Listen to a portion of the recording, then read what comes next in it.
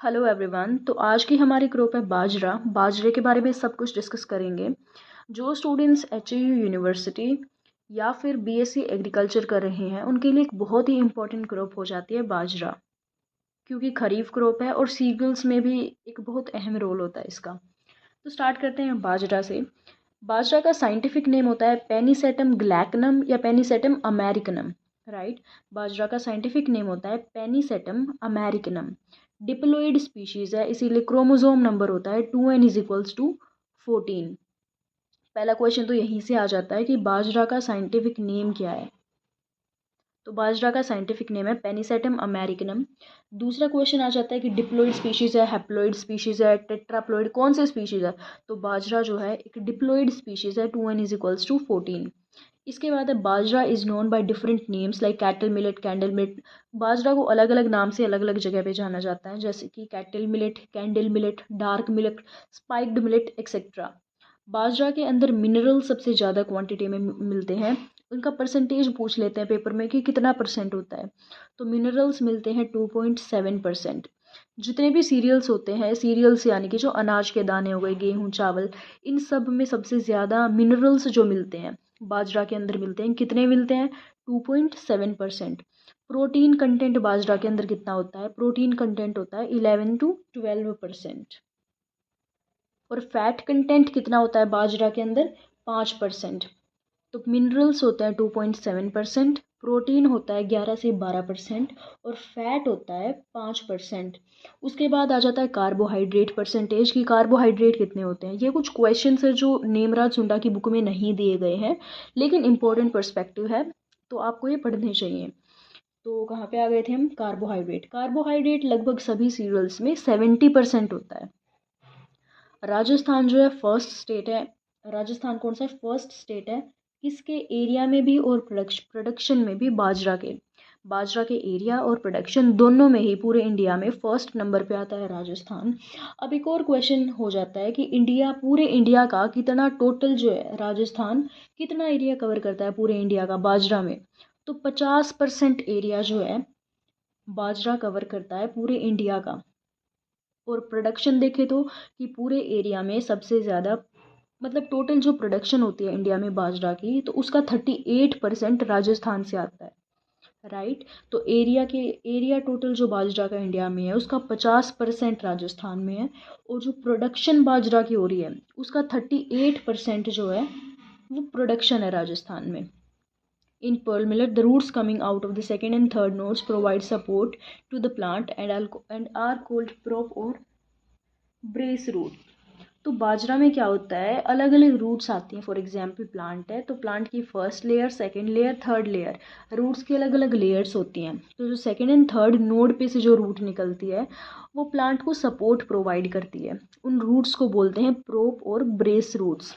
ये क्वेश्चन आ जाता है पेपर में कि जो बाजरे के प्लांट को रूट्स जो सपोर्ट प्रोवाइड कर रही हैं उन रूट्स को क्या बोलते हैं? सपोर्टिंग रूट्स को।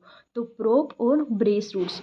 बाजरा हाईएस्ट ड्रोट टॉलरेंट क्रॉप है अमंग सभी सीरियल्स और मिलेट्स में से। ड्रोट क्या होता है? जब सूखा पड़ जाता है तो सभी क्रॉप्स हमारी क्या होती हैं? सूख जाती हैं।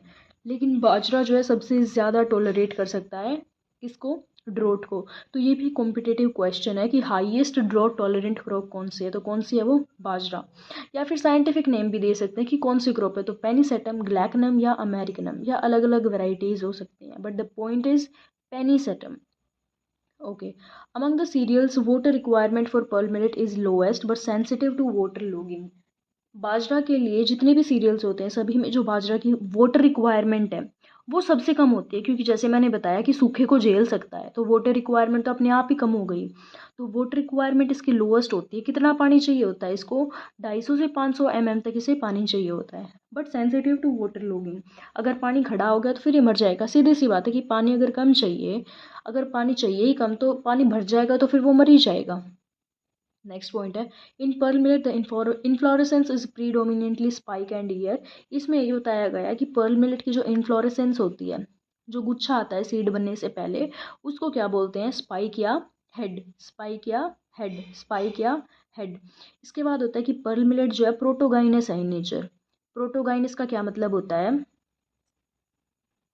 कि पहले जो फीमेल पार्ट है वो प्लांट पे आएगा। हमने देखा होगा कि एक प्लांट जो होता है उसमें मेल पार्ट भी होता है एंड फीमेल पार्ट भी होता है। तो पर्ल मिलेट प्रोटोगाइनस होता है, यानी कि फीमेल पार्ट पहले आएगा। And there four stigmas are seen after, यानी कि ये बाद में दिखते हैं, ये सेम चीज़ हो गई।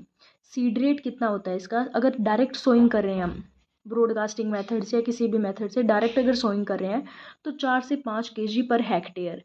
एक हेक्टेयर में कितने किले आ जाते हैं, 2.5 एकड़। 1 हेक्टेयर इज इक्वल्स टू 2.5 एकड़। तो अगर आप डायरेक्ट सोइंग कर रहे हो पर्ल मिलेट की तो उसके लिए सीड रेट हो जाता है 4 to 5 kg पर हेक्टेयर। और अगर ट्रांसप्लांटिंग कर रहे हो, ये अलग अलग मेथड्स होते हैं प्लांट को लगाने के, ये हम अलग वीडियो में डिस्कस करेंगे। अगर डायरेक्ट सोइंग कर रहे हो तो 4 से 5 kg पर हेक्टेयर, और अगर ट्रांसप्लांटिंग कर रहे हो नर्सरी के थ्रू तो उसमें होता है 2 kg पर हेक्टेयर। क्योंकि डायरेक्ट सोइंग में ज़्यादा किस लिए होता है, क्योंकि हम जब डायरेक्ट सोइंग करते हैं तो कोई सीड जो है सोइल के ऊपर गिरता है, किसी की डेप्थ नीचे चली जाती है, किसी में पानी पहुंच पाता है, किसी में नहीं, तो कुछ सीड्स क्या होते हैं जर्मिनेट नहीं कर पाते। लेकिन ट्रांसप्लांटिंग में हर सीड पे ध्यान रखा जाता है, तो हर सीड जर्मिनेट होता है। 99.9% हर एक सीड जर्मिनेशन परसेंटेज होती है। तो ट्रांसप्लांटिंग के लिए सीड रेट है बाजरा का 2 kg पर हेक्टेयर।